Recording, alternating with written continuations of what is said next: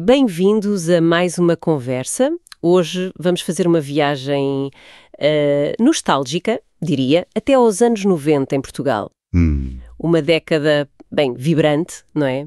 E vamos focar-nos numa coisa muito específica. As compilações FIDO número 1. Ah, sim, FIDO número 1, quem não se lembra? Exato. E estamos a basear-nos no artigo bastante interessante do portugalmusic.co.uk. Sim, que faz uma análise curiosa desse fenómeno. Pois é, porque quem viveu essa altura lembra-se do que havia antes, não é? O Hit Parade, o Jackpot, eram nomes tipo dominantes. Eram as referências, sim. Mas de repente, surge isto, o FIDO, com uma energia, sei lá, diferente. E a nossa ideia hoje é tentar perceber o que é que fez destas compilações algo tão marcante. Tão bem sucedido, não é? Porque foi mesmo um sucesso. Exatamente. O que estava por trás daquilo. Ok, vamos lá tentar desconstruir isto. Força. Acho que, para começar, é preciso ver o contexto, como disseste. Início dos anos 90. É uma altura de mudança. E talvez essas compilações mais estabelecidas já não estivessem a falar a mesma língua do público mais jovem. Pois, talvez a imagem, a seleção. Exato. Quer dizer, havia ali um espaço, uma oportunidade, como o artigo sugere, para algo que fosse mais à cara da nova década. Mais fresco. Sim, mais apelativo para essa juventude. E o FIDO número 1, bem, parece que acertou em cheio nessa necessidade. E acertou logo a começar pela imagem, que o artigo até diz que foi uma escolha genial. O fio de Dido, a mascote da 7-Up. Essa personagem estava em todo o lado. Era omnipresente, é verdade. E não era só um boneco, pois não. Tinha uma atitude. Aquela coisa meio cool, despreocupada. Minimalista no traço, mas com imensa personalidade. Exatamente. E isso nos anos 90 batia certo com o que a malta jovem procurava, ou pelo menos com o que se identificava. Sem dúvida. Foi uma aposta visual muito, muito forte.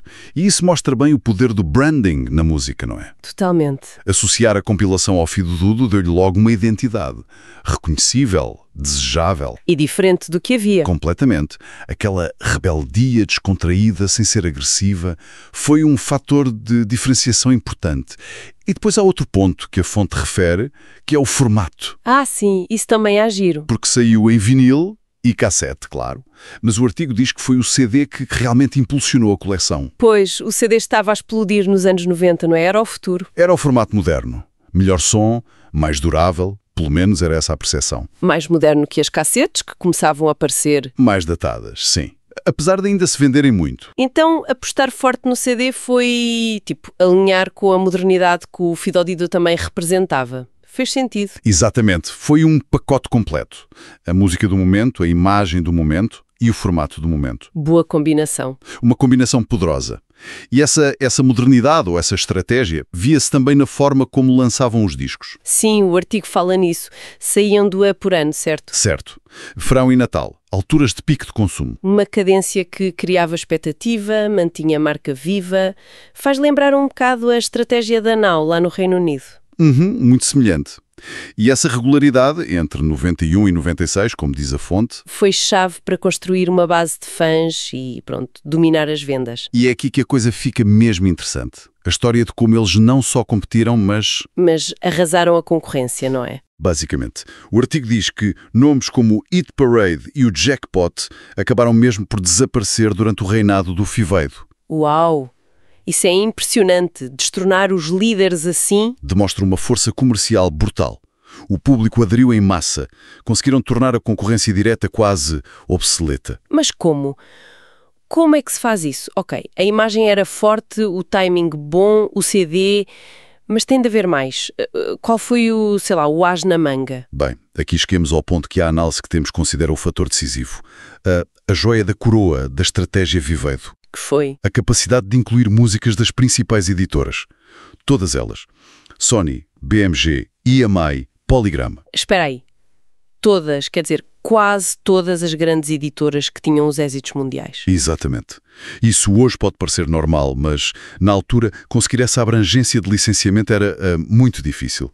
E era um diferencial gigante. Então as outras compilações se calhar só tinham acordos com uma ou duas. E ficavam limitadas. Muito provavelmente. Os acordos eram mais restritos.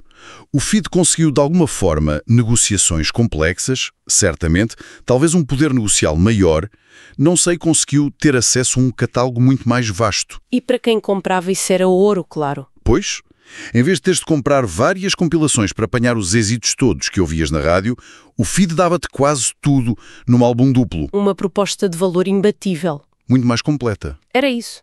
Oferecia uma fotografia muito mais fiel do que estava a acontecer na música pop naquele momento. E foi este acesso ao catálogo das majors que, segundo a análise, lhes permitiu ter alinhamentos sempre fortes. Consistentemente. Percebo. Isso explica muita coisa. Era a promessa de ter tudo o que interessa num só disco. E o artigo também fala da estrutura, que era maioritariamente internacional, mas tinha sempre um toque português, não era? Sim. Incluíam sempre 2 temas nacionais por edição. O que é curioso, não eram muitos, mas estavam lá. Pois, era uma minoria, mas constante. Talvez uma forma de, lá está, criar ligação com o mercado local. E de dar palco a artistas portugueses, não? Metê-los ao lado das estrelas internacionais? Exatamente. Podia ser visto como uma validação, mesmo sendo só 2 faixas em, sei lá, 30 ou 40. Era uma presença simbólica, mas importante. O artigo até dá um exemplo, fala da edição de 93, que parece ter sido muito popular, e o autor partilha uma nota pessoal. Diz que ouviu esse CD, especialmente o disco 1, vezes sem conta. E essa nota pessoal é interessante porque ilustra bem o impacto real disto. Sim, como é que as pessoas viviam aquilo. Exato. Numa altura sem streaming, sem playlists infinitas, estas compilações eram guias, eram curadores culturais para muita gente, especialmente os mais novos. Diziam-te o que era cool ouvir, o que estava a dar. Precisamente. Moldaram gostos, moldaram o conhecimento de música pop de uma geração inteira em Portugal. Era uma porta de entrada muito acessível para os grandes êxitos. Quase um serviço público musical, dentro de uma lógica comercial. Facilitava imenso ter acesso à música. E criava aquela experiência partilhada que hoje se perdeu um bocado. Verdade. Toda a gente tinha o Field, os amigos tinham, ouviam-se as mesmas músicas nas festas. Exatamente. Havia uma banda sonora comum.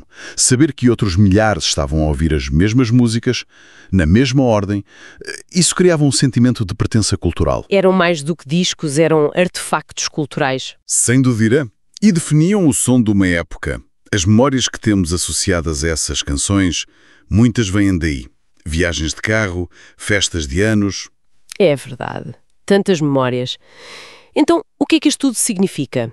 Olhando para trás, o fenómeno FIDO não foi obra do acaso. Não de todo. Foi estratégia pura, bem executada. E a análise que lemos aponta para esses pilares. Imagem certa no momento certo. FIDO-DIDO. Check. Estratégia de mercado inteligente, lançamentos regulares, aposta no CD. Check.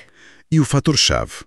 O tal acesso privilegiado ao catálogo das grandes editoras, que lhes deu o conteúdo. Conteúdo completo e relevante. Check. Foi a combinação disto tudo. Exato. Conseguiram ser cool por fora e completos por dentro. Difícil de bater na altura. E o legado? Para além da nossa nostalgia, o que é que fica disto? Ficam, diria, 2 coisas. Por um lado, são cápsulas do tempo. Ouvir um FIDO hoje é voltar aos anos 90, ao som pop-rock daquela primeira metade da década. É um retrato sonoro. Sim, documentam muito bem o que era popular. Mas, por outro lado, e isto se calhar leva-nos a pensar mais no presente, representam um modelo de consumo de música muito diferente. Um universo escolhido por editoras, finito, mas partilhado por muitos. E isso levanta uma questão importante, não é? Sim. Que nos leva, talvez, à nossa reflexão final. Exato. O articular evoca a nostalgia, mas podemos ir mais longe e deixa a pergunta no ar para quem nos ouve. Para lá da saudade, que impacto teve na nossa formação musical termos a descoberta guiada por estas seleções, tipo fechadas, feitas por editoras? Em contraste com hoje, com os algoritmos, as playlists infinitas e super pessoais, será que ter uma lista como a do FIDO, partilhada por tanta gente, criava uma ligação mais forte à música, uma cultura comum mais sólida, ou era, no fundo, uma limitação? Limitava a curiosidade da diversidade? É uma boa pergunta. Fica a interrogação. Como é que estes diferentes modelos de curadoria moldam não só o que ouvimos, mas talvez a forma como ouvimos? Fica para pensar.